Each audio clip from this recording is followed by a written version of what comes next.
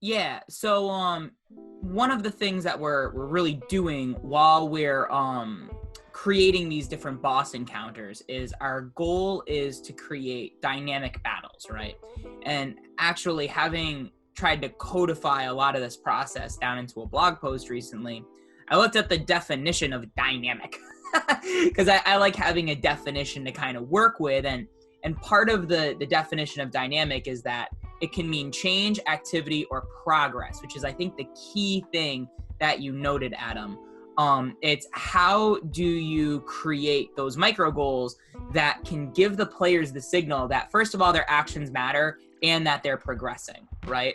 So there's even, like, I know Chris Perkins has talked about in Lore That You Should Know that a lot of times when it comes to these ancient beings like elder evils, greater gods, that whole kind of thing, the team at Wizards of the Coast will refuse to give them stat blocks because once you give them numbers, players can defeat it, right?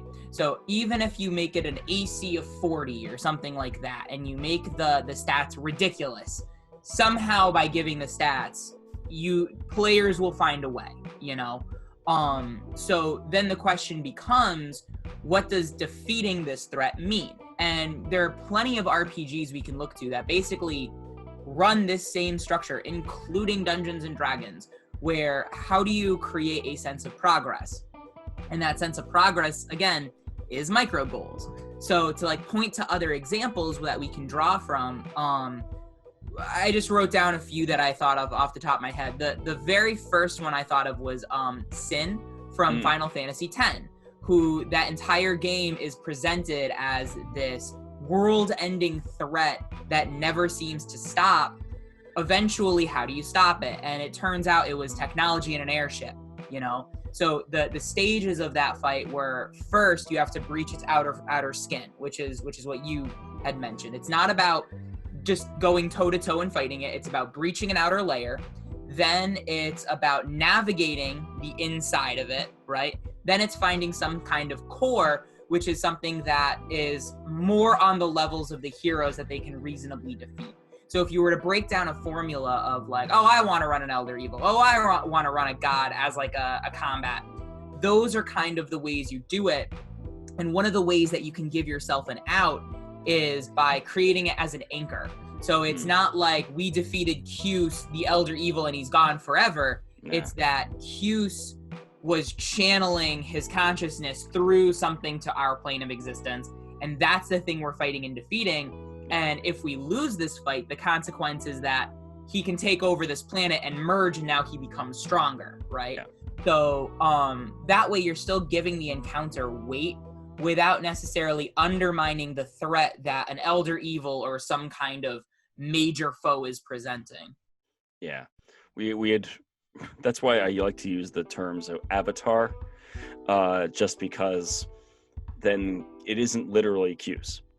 It is the avatar form that's pushed through, and even the micro tether of the Gundam pilot is still his avatar. So when they defeated him, he was pulled back into his plane of existence. He was just allowed to come through by some other shadowy force, or led to come through. But still, it made me look at the stat blocks, and after a while, I just wrote all over them and then set them aside. Because at the end of the day, as long as I know what happens when you touch this thing, what happens when the layer action, which is the giant form, what happens when that turn happens? As long as I know those things, then after a while, it doesn't matter what its hit points are. What matters now are the micro goals and the stages in the fight. And that made it all a lot easier for me to then stay immersed in the story we're all trying to tell, which has game rules and has game numbers. But I've heard that argument before, or not argument, that expression before of, we don't give them stats because then the players can kill them. But then the players can defeat them. And the players now know that these things now exist inside the game's mechanics, so now we can break them. And in a way, it lends it lends the storytelling more toward we can kill gods instead of the deities, the pantheon that surrounds this fantasy world are kind of all powerful in their own ways, but seek to influence. So they send, agents of these people or the avatars of these creatures, and they're still dangerous. And they are not. If you defeat an angel of Pelor, you're not killing Pelor. You just destroyed the avatar thing. Yeah, and just one last thing before I pass it off to Ian. What would it look like if you were able to kill a god too? I mean, that's that's an interesting story idea as well. It's not what I want to run every campaign as, but it's a question worth asking. And there's plenty of video games, especially in the early 2000s, that asked that question. So Shadow of Colossus was a good example. God of War was another really good one. Like, what does it mean for a player character to be able to ascend to that kind of state? And what kind of storytelling possibilities become possible when you're allowed to do that? And again, that's not every DM's cup of tea. They don't want to ask that question, but it is something that's interesting to explore, That's one of the questions in Grey Owls, because we understand that one of the gods is dead. Like one of the great prime gods that holds the world together is dead. And that's the basis behind one of the faiths in the world. But we don't have answers to that yet. It's just, we're in the aftermath. For me, whenever I consider the death of a deity, I always think about the cosmic impacts that it's going to have, because deities aren't just beings, right? They're not just there and they happen to be all powerful. They represent an idea. So killing Qus, for example, who is, working with these really powerful negative energies and necromantic powers and stuff based on the lore, that would represent taking a pretty decent chunk out of the chaotic side of the cosmic balance, the negative energy side.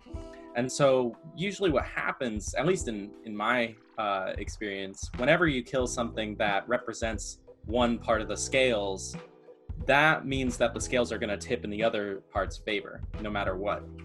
And although the god might not die like forever or something, there's still going to be a delayed period where only one part of the cosmic forces are going to exist and exude their power over all the planes of existence.